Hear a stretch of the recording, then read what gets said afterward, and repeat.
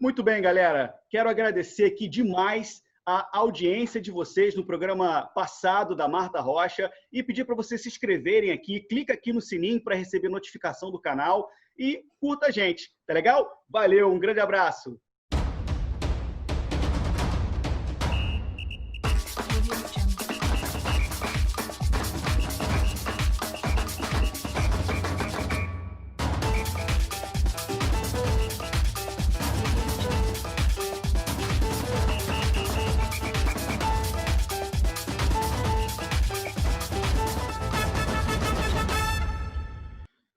Muito bem, galera, seja muito bem-vindo aqui a mais um programa Conexão 23. Hoje nós temos o prazer e a honra de trazer para esse bate-papo aqui uma mulher que eu diria obstinada, uma mulher corajosa.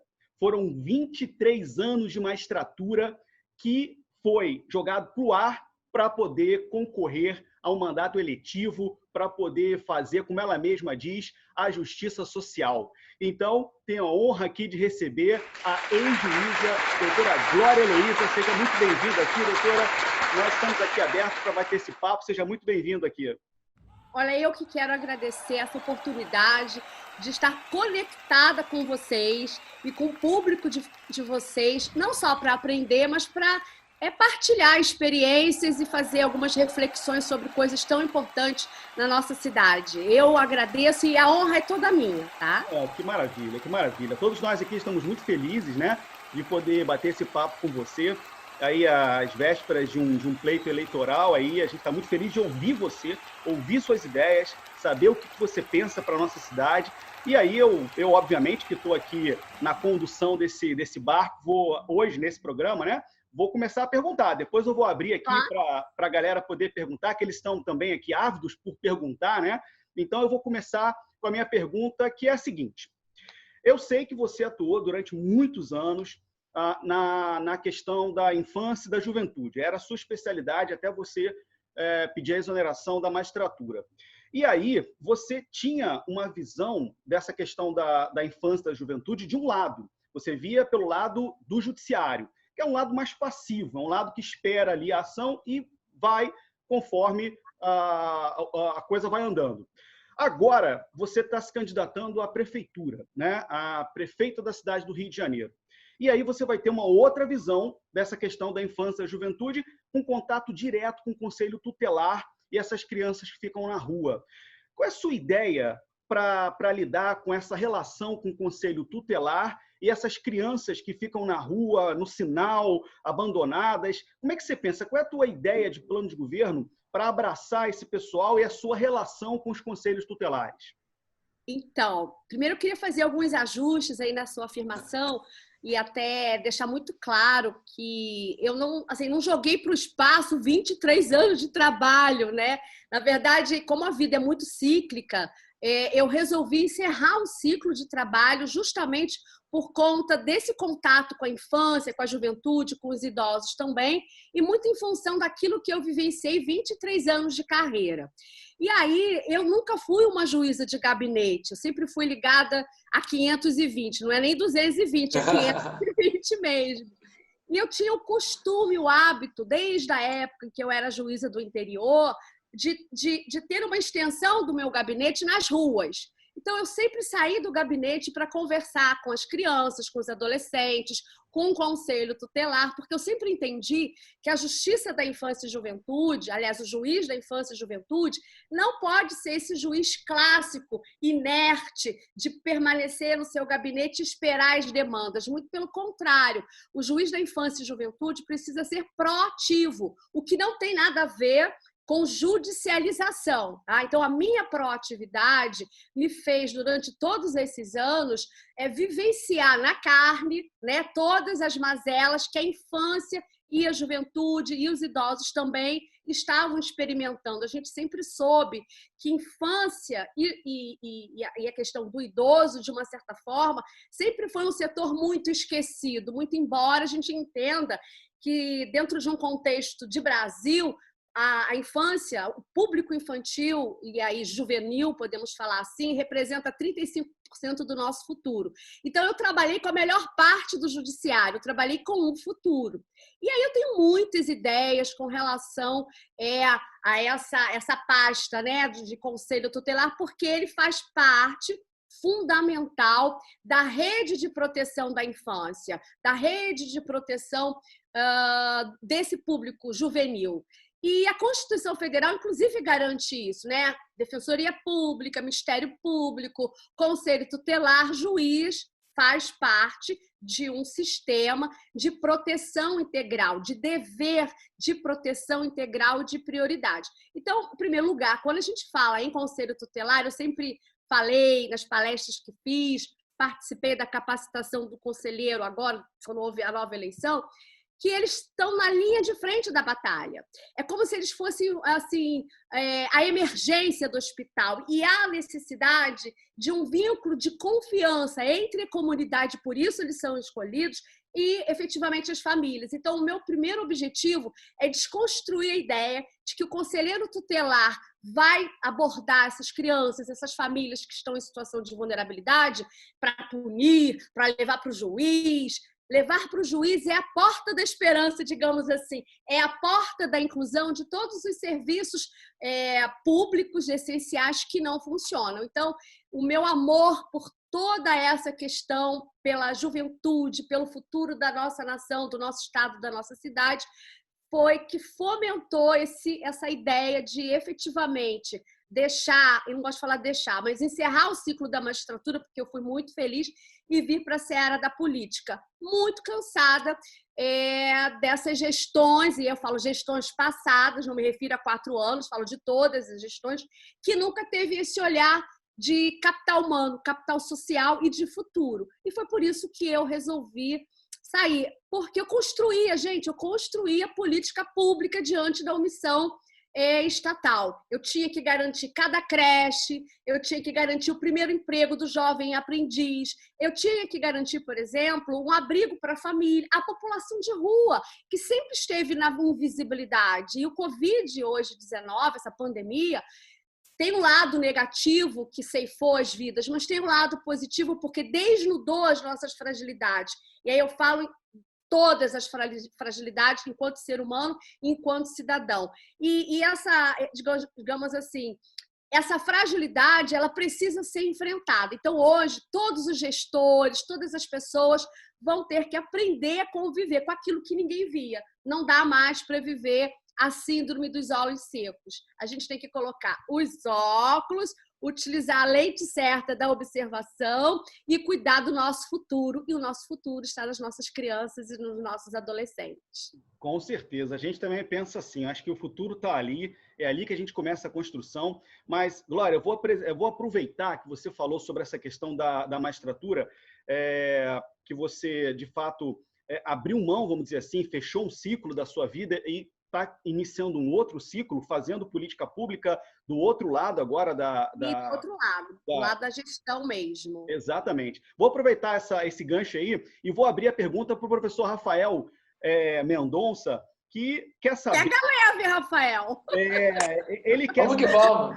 Olha, se preparem, Glória, porque ele quer saber dessa sua relação aí de ex-juíza com o parlamento. Rafael, tá claro. Tudo aí, vamos lá. Isso, não, gostei, Glória, é um prazer estar te entrevistando aqui, espero que seja uma campanha maravilhosa aí, eu sei que você saiu de uma posição super cômoda, né? Por isso a obstinação que o Gladstone falou, para poder enfrentar um jogo pesado, né? Que é uma campanha eleitoral, ainda mais no município do Rio. Eu gostei quando você falou, olha, eu fazia política pública, né? Porque acho que o centro da discussão hoje é esse ativismo judicial, né? Inclusive o Barroso falava essa semana que ele não considera o STF ativista, mas só que assumiu um protagonismo, né? O Nasser depois dizendo, não, é só um protagonismozinho, porque realmente a magistratura acaba desenvolvendo política pública, agora você está indo para o outro lado, né? E a gente sabe que o judiciário acaba sendo um dos maiores fiscais da política pública desenvolvida pelo executivo, impondo limites, enfim, e até, como você mesma disse, orientações para aquela política. E o jogo de cintura tem que mudar. Assim. Você, como juíza, tinha uma postura. E agora, como é que vai ser a juíza prefeita, a ex-juíza prefeita nesse relacionamento aí com o parlamento? Você acha que vai tirar de letra? Ah, Igual, só para complementar, igual o nosso governador está fazendo, porque a gente vê que a relação dele com o parlamento está dificílima, né? Teve uma votação agora bem difícil, né? Por conta dessa questão da abertura do processo de impeachment. E será que você vai caminhar bem na política, nesse ponto específico? A política sempre esteve dentro de mim e eu acho que sempre está dentro de todos nós, porque política é arte de bem se relacionar, de saber se relacionar, é mais ou menos isso. E aí, como eu fui juíza da infância e juventude durante muito tempo, eu precisava, obviamente, me relacionar com todas as políticas e com todo, não só com o executivo, mas também com o legislativo. Porque o que me adianta promover uma sentença judicial que tinha que ser executada se ela não seria logo a seguir cumprida? Então, era uma justiça ineficaz, nada útil. Então, esse relacionamento eu aprendi durante esses 23 anos de construção de carreira. Então, como a Glória sempre foi uma pessoa que sempre agregou, que sempre conversou, quando eu atuei na Vara da Infância e Juventude, eu aprendi que a construção da justiça social precisa ser feita de forma horizontalizada e não verticalizada. Por isso, a minha bandeira sempre foi uma justiça que restaura e não uma justiça que somente que pune ou retributiva. Então, do meu ponto de vista, eu estou aberta para todos os diálogos, porque eu acho que o diálogo é o maior instrumento que o ser humano tem para destruir muros e construir pontes relacionais, e o Covid está mostrando isso, que a incerteza digamos assim, no ambiente jurídico, que a incerteza no ambiente econômico, que a incerteza no ambiente da saúde gerou o quê? Incertezas e inseguranças. E tudo aquilo que a gente não precisa nesse momento é desse ambiente de incertezas. Então, do meu ponto de vista, eu tenho certeza que eu vou desempenhar um papel que eu sempre desempenhei, nada mudou, porque a Glória juíza, né, ou ex-juíza, ex-desembargadora, é a mesma Glória que que é a pré-candidata à prefeitura, porque o ser humano não muda, independentemente do espaço onde ele efetivamente esteja. Em relação ao governador, eu posso dizer que nós temos trajetórias diferentes, porque ele veio da carreira da Justiça Federal, e eu também já desempenhei essa função como juíza criminal, mas a maior parte da minha carreira foi promover uma justiça de aproximação, de acolhimento. Eu saía do gabinete, por exemplo, para fazer casamentos comunitários. Foi o melhor momento da minha carreira participar desse gesto de amor. Eu saía do meu gabinete para tomar café da tarde com as meninas do abrigo, que estavam em situação de vulnerabilidade. Era muito engraçado o nosso vínculo de afetividade, porque muitas delas faziam a evasão, evadiam. Mas no dia da audiência estavam lá, olha, juíza, falava assim, a gente até evadiu lá do abrigo, mas hoje era sua audiência e a gente quis vir aqui para bater papo contigo. Então, eu acho que a minha forma de ser gera a possibilidade de construir relacionamentos. E como eu sempre construí de forma horizontalizada, com várias mãos, e o gestor público hoje, quando ele é um gestor que inova, ele tem que ter, por princípio, a necessidade do diálogo e da participação da população. Então, as Glórias juízas já saíam para conversar com o seu jurisdicionado. Vou contar um exemplo. Quando eu fui juíza em Olaria, eu fui juíza da Vara Civil lá, da 5ª Vara Civil em Olaria. Eu primeiro resolvi conhecer o meu jurisdicionado. Então, na época em que funcionava o teleférico ali no Complexo do Alemão, eu coloquei o meu tênis, minha camisa e fui andar. Eu acho que é fundamental para que você promova uma justiça mais próxima da sociedade e sustentável dessa forma.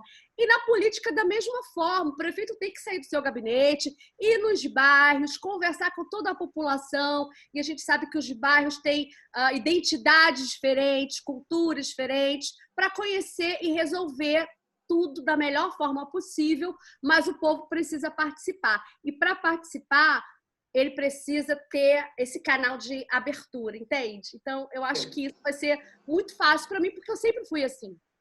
Obrigado, Glória. Entendi. Maravilha, Glória. Agora uma pergunta pessoal, né? Você ganhou notoriedade numa ação, num caso aí que envolvia o Clube de Regatas Vasco da Gama, A gente sabe que... Você sabe que não ia poder escapar dessa pergunta pessoal aqui rápida, né? Adoro essa pergunta. Você está me fazendo um favor até. Vamos lá. Mas a pergunta não é nem a ver com isso, não. A minha pergunta é o seguinte. Provavelmente, a prefeita Glória será flamenguista. Mas e a pessoa Glória? Qual é o seu time? E olha aí, muito bem, muito bem. Eu não vim com a camisa do Flamengo para ninguém dizer que eu estou replicando, né, algumas outras pessoas. Mas eu quero dizer para vocês, é todo mundo flamenguista ou só tem vascaíno aí? Só tem flamenguista aqui e um botafoguense, Glória. Ai, só o Gladstone é botafoguense. Mas ele tá na cota. Cota. Entrou na cota. Então, gente, eu fui uma flamenguista que fez a alegria do Vasco, mas tem vascaíno que não gostou. Só não sei se... Você depois pergunta aí pro pré-candidato que veio, né, com a camisa do Vasco, se ele ficou chateado comigo. Gente, assim, o meu time de coração é o Flamengo. Isso foi... Eu não vou falar que foi meu pai que colocou na minha cabeça, não, porque pai tem isso, né? O filho tem que seguir o time de futebol. Mas eu vou te contar uma coisa engraçada. Eu fui a única... Sou eu e mais 3 irmãos, mas fui eu a única que levou meu pai para o estádio do Maracanã, tá? Olha. Eu fui a única, isso. Mas... E aí eu quero dizer assim, eu sempre vesti todas as camisas, quem for lá no meu Instagram vai ver, que sempre tiveram boas ações de inclusão, né, de todas as minhas crianças e adolescentes. Então, por exemplo, eu vesti a camisa do Fluminense, né, gente? Mas eu não escondo que a minha paixão é o Flamengo. Então, assim, eu acho que o prefeito, ele vai ter que vestir todas as camisas, porque quando a gente fala de esporte, a gente fala de educação e a gente tem que respeitar tudo isso. Mas não posso dizer que eu sou flamenguista. Meu primo, por exemplo, é jogador de futebol profissional. Então, ele já foi vascaíno, ficou super famoso na época do Vasco. Mas depois ele passou pelo Grêmio, eu fui lá acompanhar ele. Ih, vamos ter que perguntar quem é, Glória. Enfim, então assim, eu aprendi a transitar em todos os espaços, mas eu sou uma mulher de personalidade, de coragem, povão. Sou flamenguista, gente. Mas agora conta, por favor, conta o santo, né? Contou o milagre, agora tá na hora de contar o santo. Quem é o primo? É o Léo Lima. Léo Lima é seu primo? É, meu primo. E a gente sabe que ele é flamenguista. A gente sabe. Mas ele ficou famoso lá no Sub-17 do Vasco, não é? Depois foi pro Grêmio. Enfim, transitou. Meu primo do coração. Beijo pra você. Vai da jogador. Eu só tenho uma coisa para dizer para você, Glória. Ninguém é perfeito. Mas vamos lá. Vamos abrir a pergunta aqui pro nosso tributarista, Gabriel Quintanilha. Ai, meu Deus, eu tô preocupada, hein? Fala aí, Gabriel. Aqui, vocês são curiosos pra caramba, hein, cara? Querendo saber, muito fofoca, hein, Rafael? Pelo amor de Deus, hein? Ué, começou a falar, tem que contar a história toda. Não legalidade, taxatividade, não, anterioridade. Não. Na faculdade, por favor. Vai ser mais fácil. Glória, tem uns fatos importantes com relação ao Rio de Janeiro. Você sabe que é o segundo maior orçamento do Brasil. O orçamento previsto da cidade do Rio de Janeiro é de 30 bilhões de reais. E no tocante à dívida ativa do município do Rio, a arrecadação ela gira em torno de 600 a 700 milhões de reais ano, né, de arrecadação de dívida ativa. É claro que no período pós-Covid, o próximo prefeito vai pegar a cidade falida, né, numa situação absolutamente complicada para a gestão. E a pergunta que eu te faço é a seguinte: você já tem algum plano, algum pensamento para melhoria na satisfação da dívida ativa, que é um passivo enorme da cidade do Rio de Janeiro, e aumento de arrecadação? Olha, em primeiro lugar, eu quero dizer que eu sou só uma pré-candidata e o meu primeiro objetivo é chegar lá, né, como candidata, e depois, se eu tiver a honra de sentar na cadeira da prefeitura, esse realmente é o meu objetivo. Mas essa é uma pergunta que todos fazem, né? O Rio está falido, gente, mas tem possibilidade de recuperação. E aí, estudando um pouco, refletindo, coisa de professor, eu lembrei, né, há muito tempo atrás, do New Deal, né? Lembra da pós-Segunda Guerra Mundial? A Europa ela conseguiu se reestabelecer a partir de uma inovação, digamos assim, um novo compromisso econômico e social que partiu lá daquelas ideias dos Estados Unidos. Claro que eu não vou falar plano desenhado naquela época, porque nós vivemos em uma outra realidade, nós estamos num novo século, novo milênio. Mas eu entendo que nós temos que ter um compromisso de corresponsabilidade social. E dentro do que eu já li, eu vejo que nós temos que fomentar efetivamente o aporte de receita governamental. Isso já está acontecendo, né? O governo federal já começou a estabelecer metas de, digamos assim, de divisão de receita para os estados e municípios, então a gente já está começando a fazer isso, mas a grande questão para fomentar a economia, e a gente fala de economia, fala de orçamento, tudo é eixo transversal e colateral. Eu acho que a gente tem que incentivar, empoderar a população naquela questão que ela mais sabe fazer, que é o de se reinventar. Então, é reinventar os pequenos negócios, médios negócios, para que eles possam efetivamente sobreviver, não esquecendo efetivamente dessas linhas de crédito, inclusive com os bancos, e bancos, inclusive, internacionais, Banco Mundial. Tudo isso faz parte de um contexto que, um curto espaço de tempo, vai promover esse ressurgimento da economia. Não podemos esquecer também...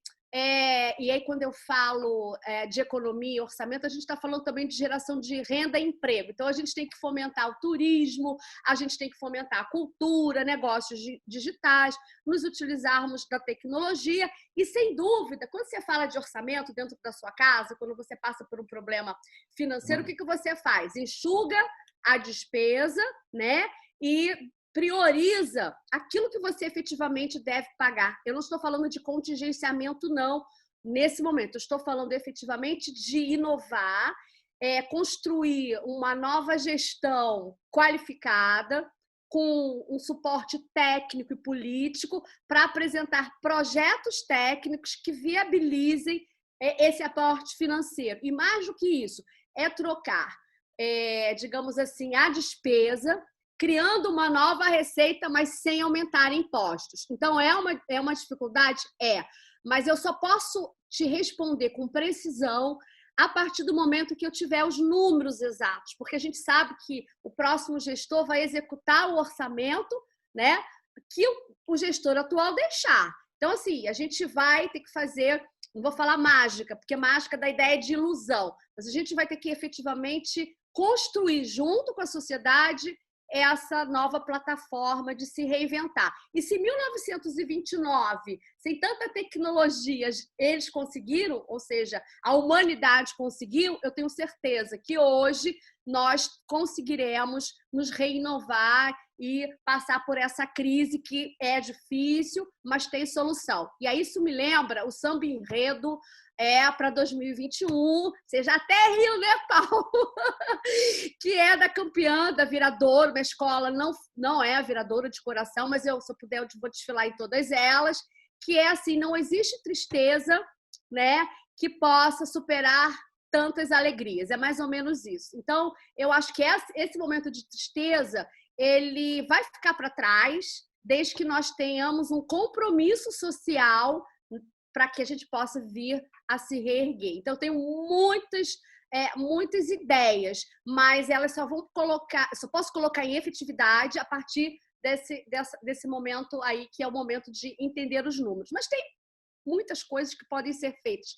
Eu acho que o governo, inclusive, implementando essa política de injetar nos bancos créditos, para que esses créditos venham efetivamente serem transpassados para a população, para ela poder se reinovar. E a gente sabe que essas famílias que vivem na informalidade deram um show de bola, porque além de compartilhar o que não tinham, né, conseguiram se reinventar sozinhas, porque a gente sabe que esse auxílio emergencial não veio no momento esperado por conta dessa invisibilidade. Então, tem muitas questões que a gente precisa corrigir. E uma delas é justamente retirar da informalidade, trazendo para a formalidade e implementar essa economia por bairros, essa criatividade, porque aí você vai permitir que a população consiga em espaços públicos, e aí a gente fala do lucro social, né? A gente pode, por exemplo, trocar despesa de imóveis que não tem tanta sustentabilidade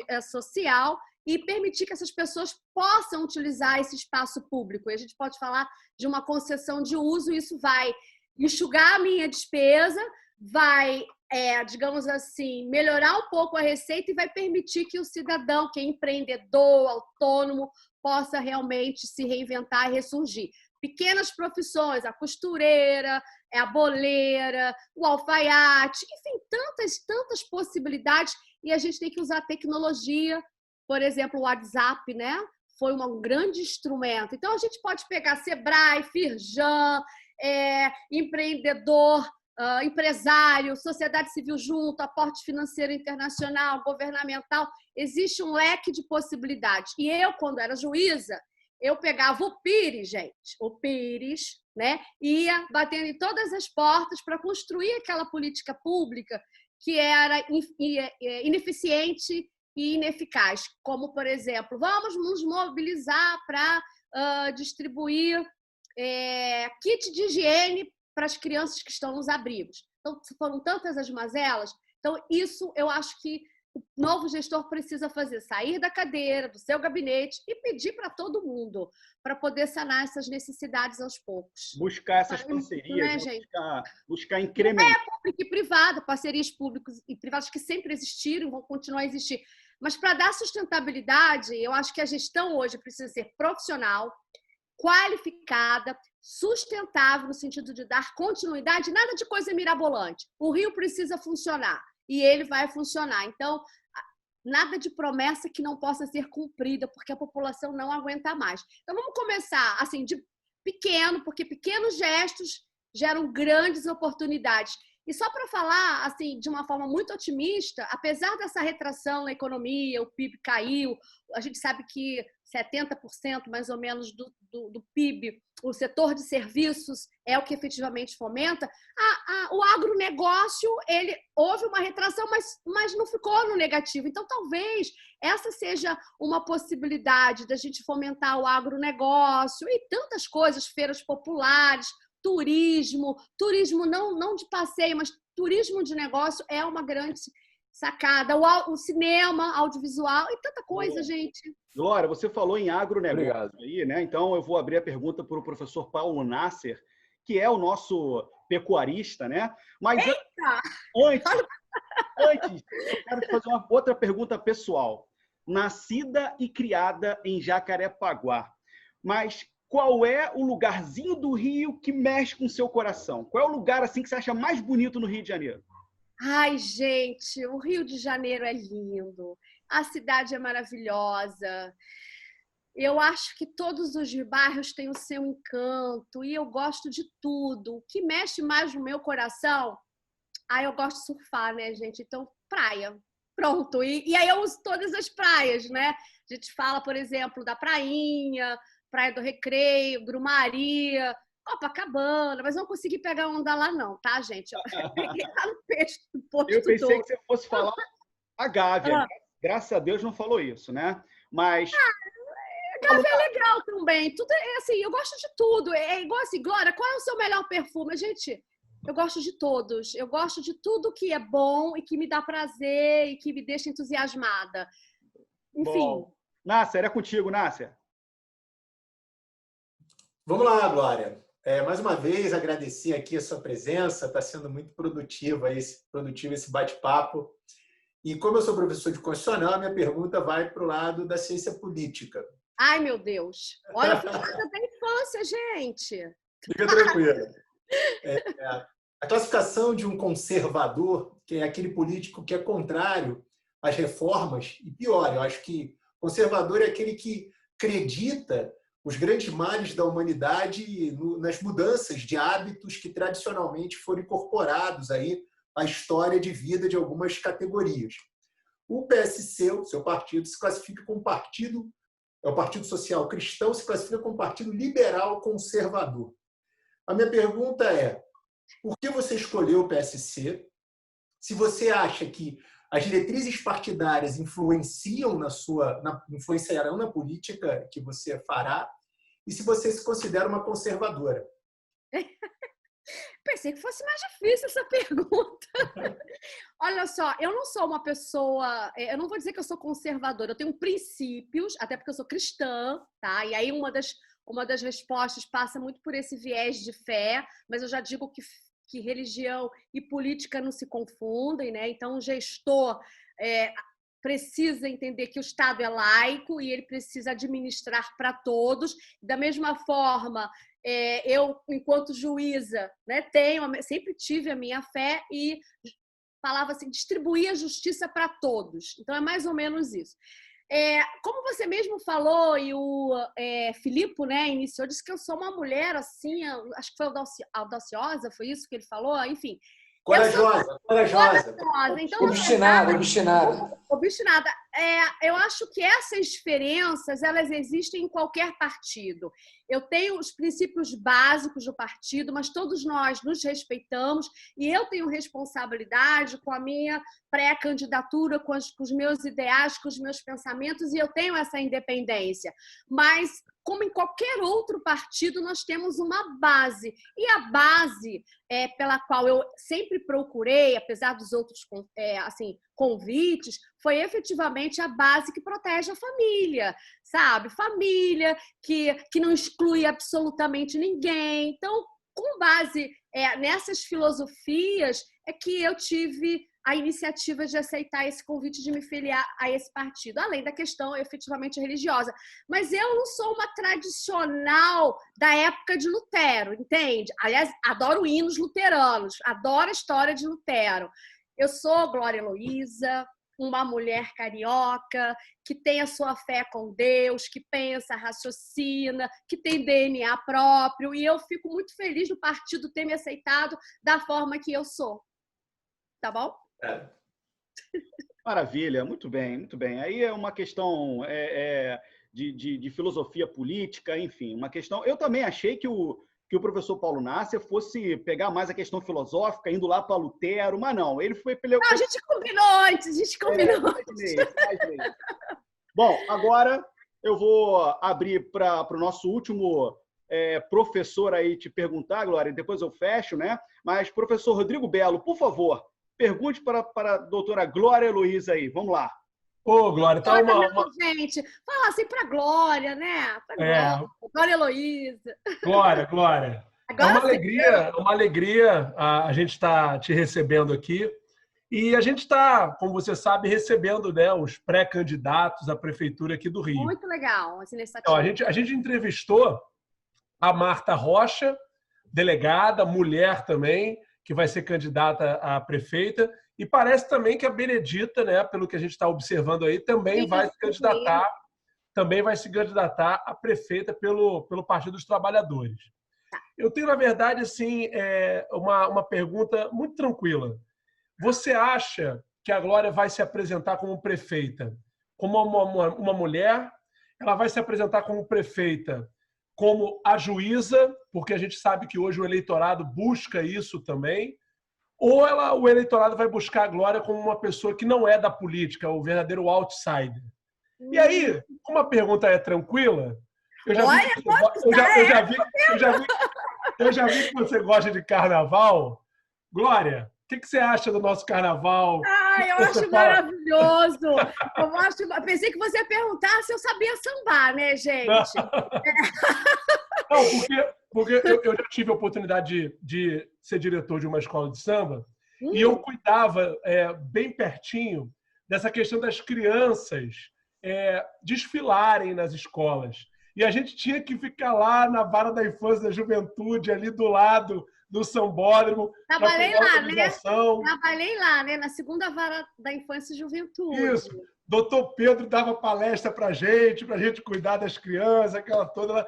Então, eu queria que você fizesse uma abordagem para a gente aqui, mulher, juíza ou outsider, e falar um pouquinho da importância do carnaval para a nossa cidade. E se sabe sambar, né, Glória? Então tá bom, agora responde logo. Essa é a parte mais fácil. Eu sei sambar, hein, gente? Samba no pé. Não dá para fazer isso na live aqui agora. Mas um dia a flexibilização acabar, eu me comprometo da gente voltar a conversar e eu mostro aí ao vivo para vocês. Até porque eu já falei que isso está no sangue desde pequena. Então, assim, o carnaval, gente, tem tantos eixos para a gente poder falar sobre isso.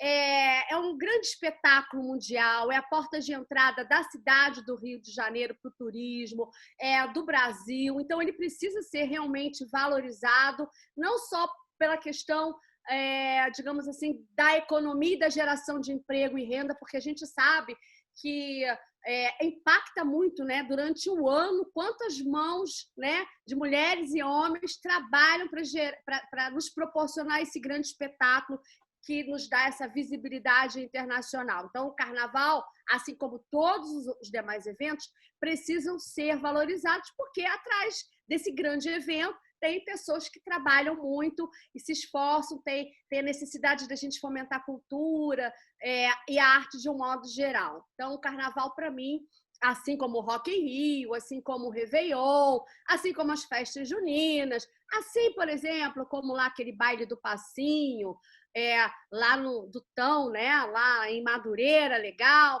Tudo isso precisa realmente ser fomentado, porque faz parte da nossa cultura, e o Rio de Janeiro ele tem uma característica de múltiplas cidadanias, o que significa dizer que essa diversidade nos enriquece, e a cultura é tão rica justamente por essas diferenças. Mas o Carnaval é prioridade, eu acho que para todos, por conta desse eixo econômico.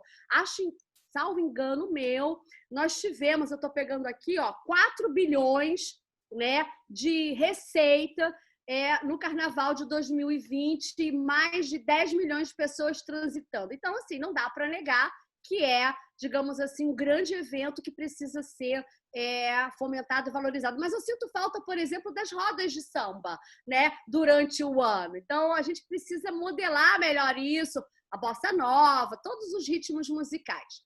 Mas eu quero continuar respondendo a você, eu quero que as pessoas conheçam a Glória enquanto mulher e ser humano.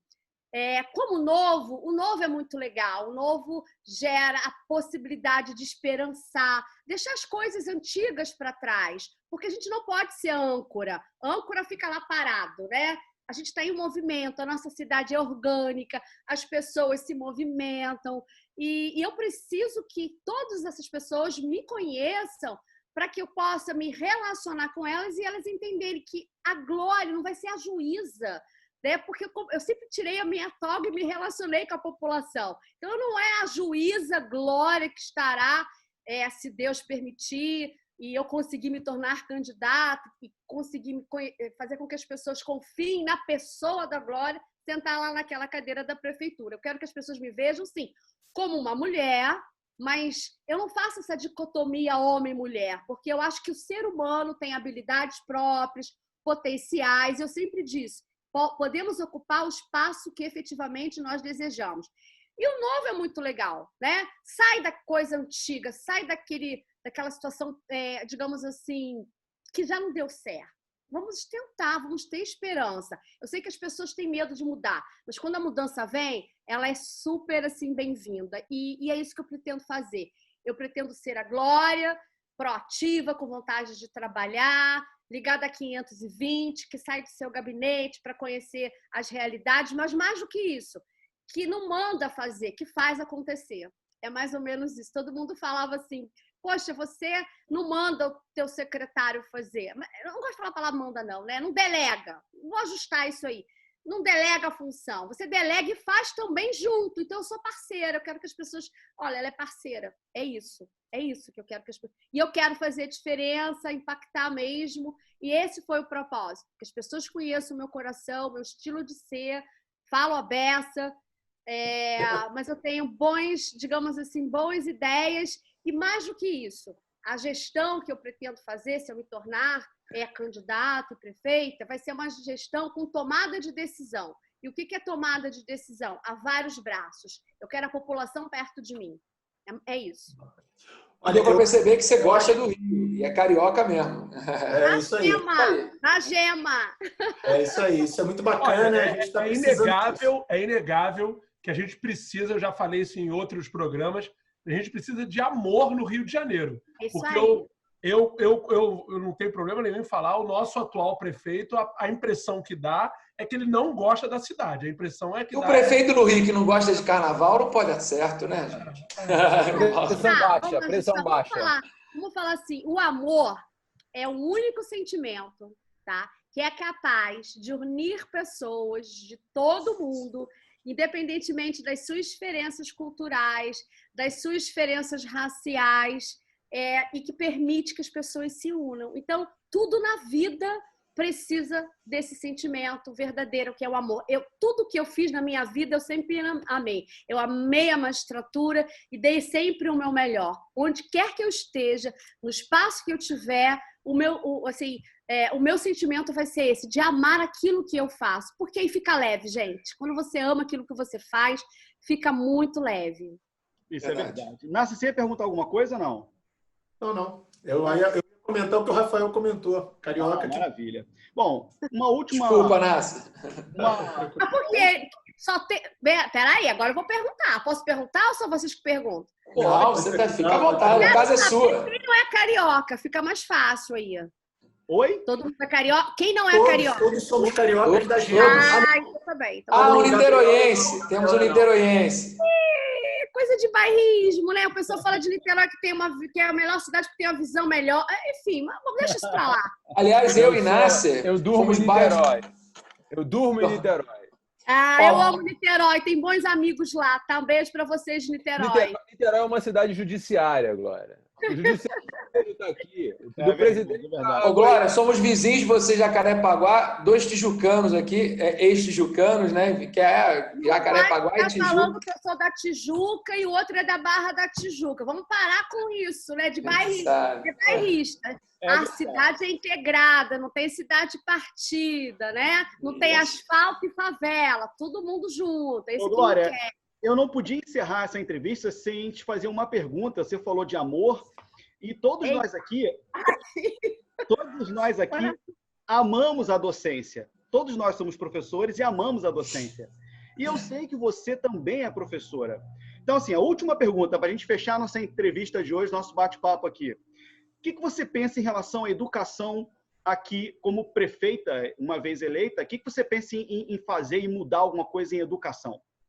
Muitas coisas. Em primeiro lugar, priorizar a primeira infância e a educação efetivamente infantil é necessário, porque quando você fomenta uma educação de qualidade, né? Uma educação acessível e que garanta a sua permanência, porque a gente percebe, até a Unesco já estabeleceu essas prioridades, que é de fazer com que o aluno permaneça na escola. Então, é combater a infrequência, é combater a evasão escolar, que é outra situação, mas, sobretudo, é promover para os alunos, né? E aí eu quero só colocar um eixo, ou colocar assim, essa situação. Eu fui a juíza, na época, que conseguiu dar um desfecho pacífico para aquela ocupação das escolas. Isso só foi possível, né? Começou numa escola lá na Ilha do Governador e depois viralizou dentro do estado.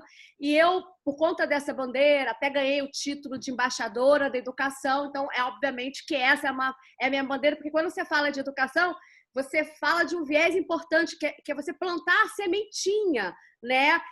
Nessa criança, que é semente multiplicadora em casa. E aí a gente fala de educação, que é um eixo transversal para a segurança pública, para a ordenação do solo, para o meio ambiente, para tantas outras partes que tem que se comunicar.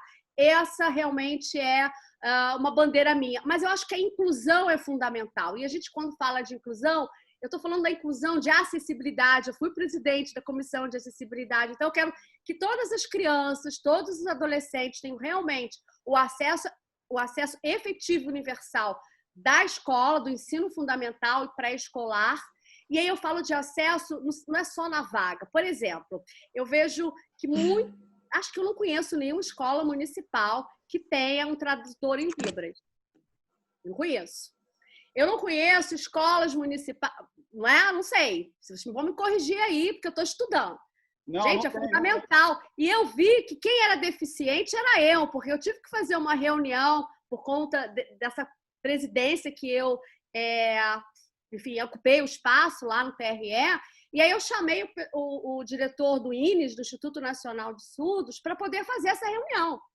E aí eu comecei a conversar como se eu soubesse conversar, e eu não sabia. Eu falei, gente, eu sou tão deficiente que eu não consigo nem me comunicar, estou no século XXI. Então, veja, quantas crianças, isso já bateu na minha porta, tá? Lá da infância, não conseguem estudar porque não tem acesso, efetivamente, a essa inclusão. E aí a gente tem que pensar na linguagem de Libras, a gente tem que pensar na mediação. Eu não estou falando só da mediação no sentido de a mediação sobre a questão da violência, que também atingiu o ambiente escolar, mas da mediação daquelas crianças e adolescentes que são portadores de condições especiais, por exemplo, os autistas, e não tem mediador.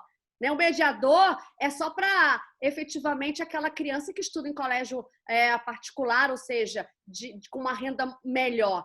Mas hoje o Covid demonstrou uma outra realidade, que é a questão da desigualdade digital. Quantas crianças deixaram de ter aula durante todo esse período de pandemia porque sequer tinham um celular? Eu não estou falando nem de tablet.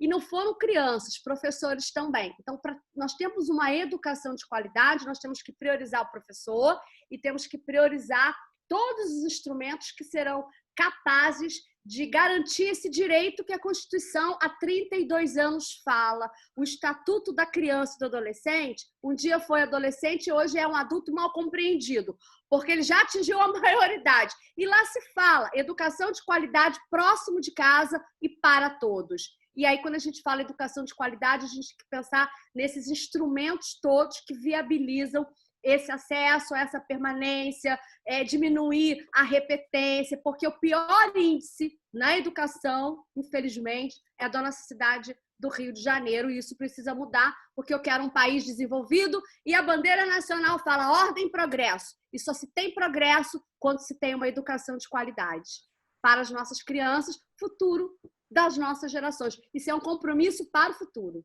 de todo gestor. Acho que a educação, todos aqui concordam que a educação é a base de tudo. Glória, eu só tenho a agradecer, dizer para você que foi das entrevistas mais contraídas que nós tivemos, né? Um bate-papo super gostoso, nem percebemos, já tem quase uma hora de bate-papo. Quase uma hora de bate-papo aqui, né? A gente nem percebeu, o tempo passou e foi bem descontraído. A gente levou de maneira bem leve esse bate-papo.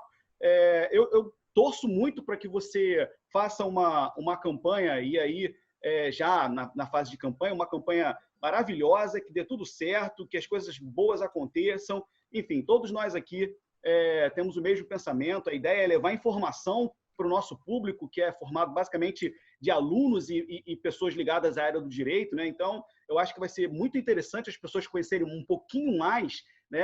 Quem é da área do direito conhece a ex-juíza Glória Heloísa, mas agora a gente está conhecendo a Glória, né? Então, foi um prazer enorme bater um papo com você, foi um prazer enorme esse tempo, essa uma hora que a gente passou aqui nesse papo descontraído, né? Quero agradecer a tua presença e desejar para você uma excelente campanha. Tá. Olha, eu quero dizer para vocês que vocês já moram no meu coração, né? E eu que agradeço essa oportunidade de permanecer conectada com vocês durante esse período todo, durante uma hora. Espero, sim, que vocês possam me ajudar, inclusive, no estudar, né? Porque estou falando com professores que sabem, com certeza, muito mais do que eu. E eu sempre falo de uma questão. Ensinar significa marcar. E eu tenho certeza que hoje nós ficamos marcados com esse bate-papo e que nós possamos nos encontrar outras vezes e refletir mais. E é isso que eu queria deixar para vocês. Me conheçam, me sigam nas redes sociais. E um beijão no coração de cada um de vocês. Peraí, qual é a sua escola de samba mesmo? Eu não ouvi. Hoje, Mocidade Independente de Padre Miguel. Porque a minha família é de lá também. E eu gostei muito do samba dos últimos 5 anos, da evolução do samba. Mas eu posso desfilar em todas. Já desfilei na gente. Na Imperatriz Leopoldinense. E, obviamente, já desfilei lá em Piraí, naquela escola de samba lá da cidade do interior. Enfim, isso. Vamos romper barreiras e nos conectar cada vez mais. Valeu. Obrigado, Glória. Foi um prazer, viu? Muito obrigado. Obrigado. Enorme, Glória. Beijo. Tchau. Tchau, tchau.